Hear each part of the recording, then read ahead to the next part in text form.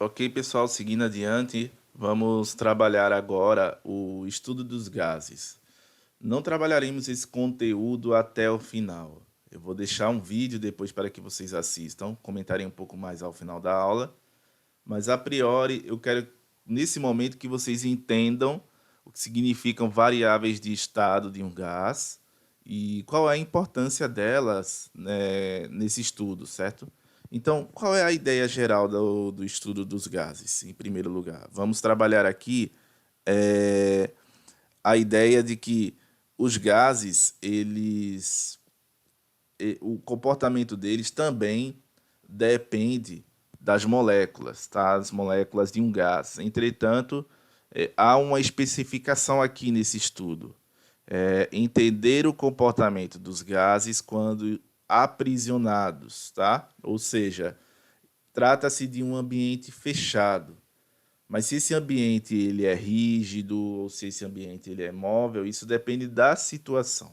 Tá? Nós teremos algumas situações aqui que vocês vão poder interpretar conforme o enunciado, conforme a proposta, conforme o fenômeno, conforme a situação de momento.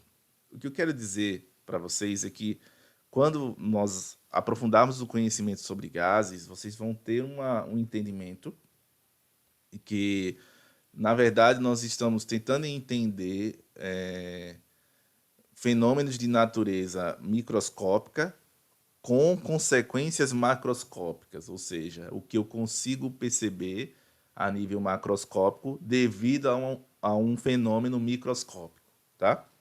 Então, existe o gás ideal, tá? Vocês vão ouvir falar muito isso, já devem ter ouvido falar em química em algum momento, que o gás ideal é aquele que está na CNTP, ou seja, ele entra em condições normais de temperatura e pressão, tá?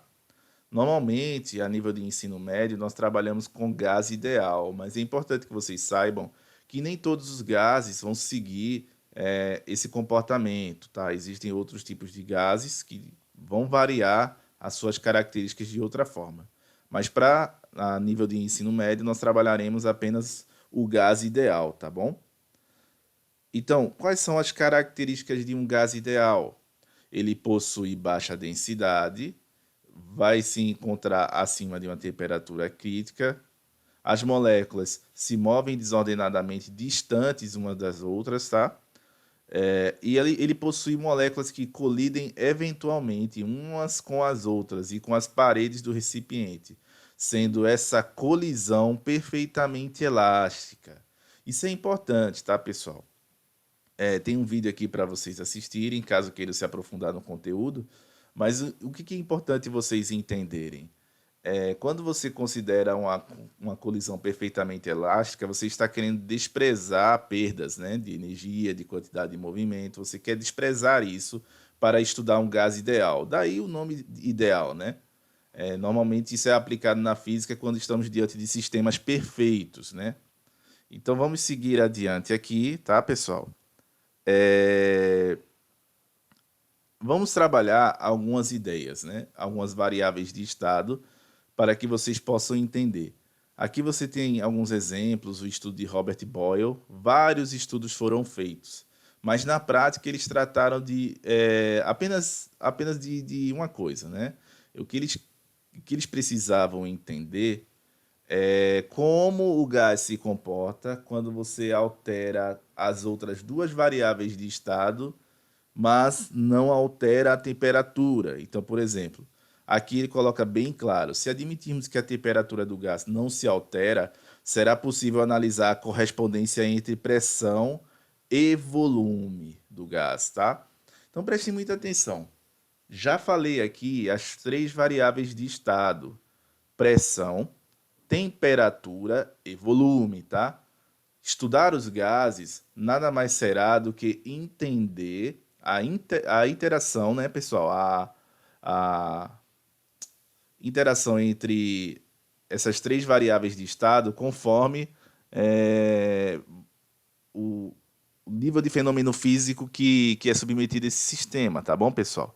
Então, você vai ter aqui no primeiro caso uma transformação isotérmica.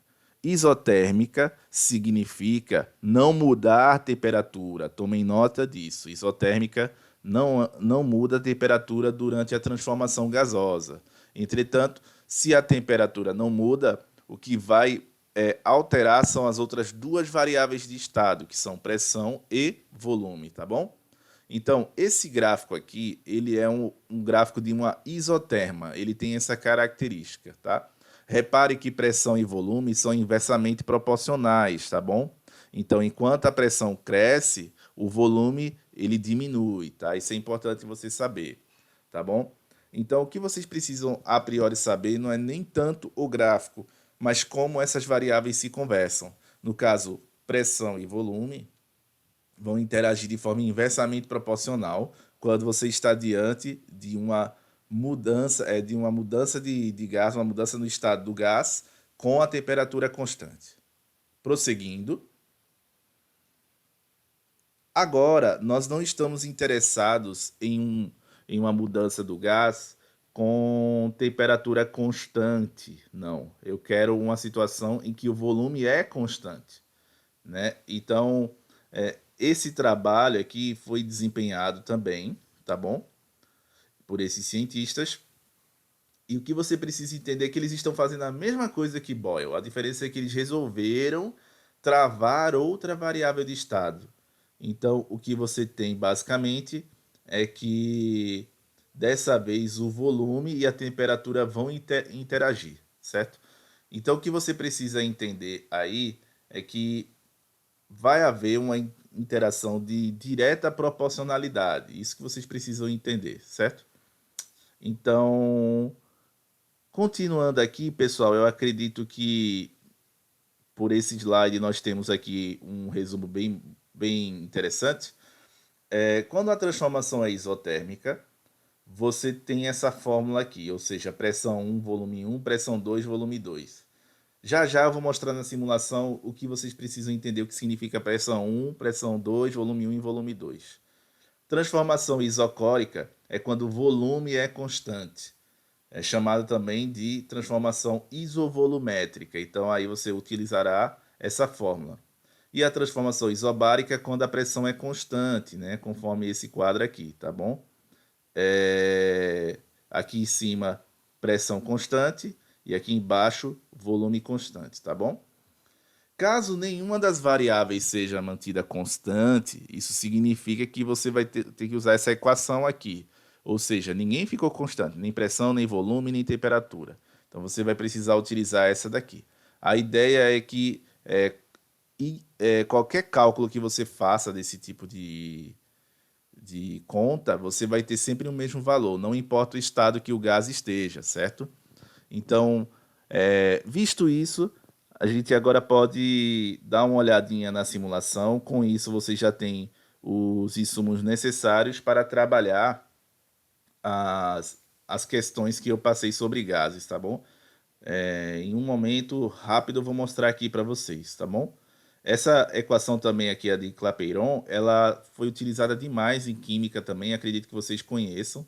Ela é a equação de fato dos gases ideais, né, onde você percebe que o P vezes V dividido por T vai ser sempre igual a uma constante, que é o número de mols, e a constante dos gases. NR é essa constante aqui, tá bom? Que você precisa entender. Agora vamos trabalhar as simulações. O que eu quero que vocês entendam aqui nessa simulação, pessoal?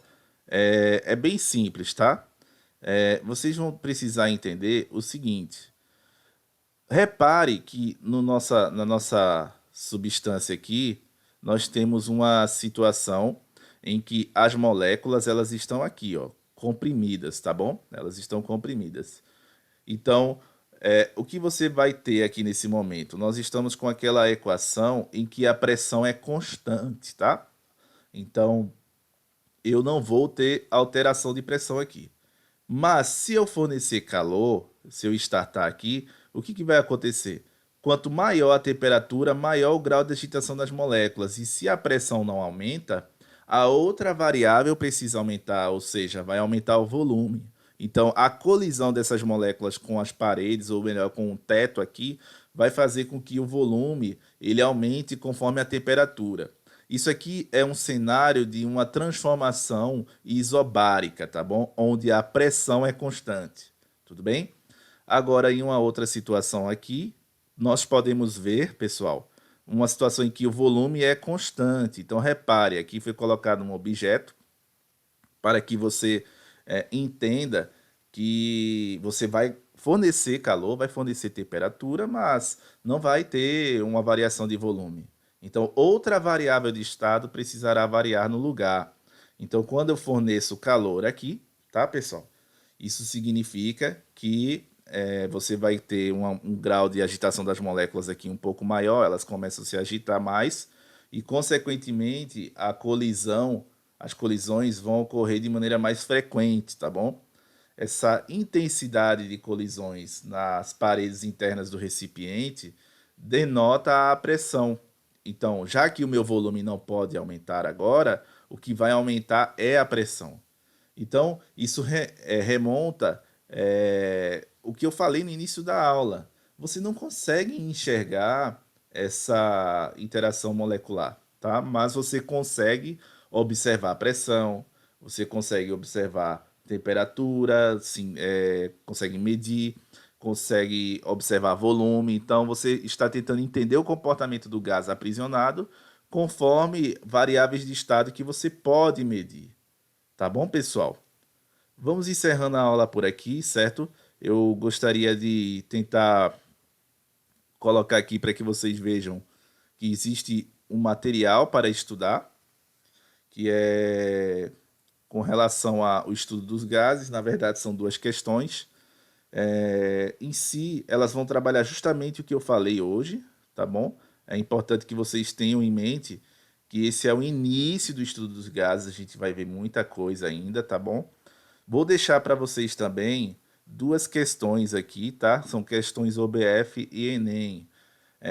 Sobre essas questões eu vou colocar, vocês com certeza vão ler isso na mensagem da nossa plataforma virtual, mas elas não são obrigatórias, tá? Obrigatórias são as questões de fixação do conteúdo. Essas aqui entram como desafio que eu pretendo resolver com vocês na próxima aula, por videoaula mesmo, tá bom? É importante que vocês tentem fazer, considerando a preparação para os vestibulares, a preparação para o curso superior, com as provas com um nível maior, tá bom, pessoal?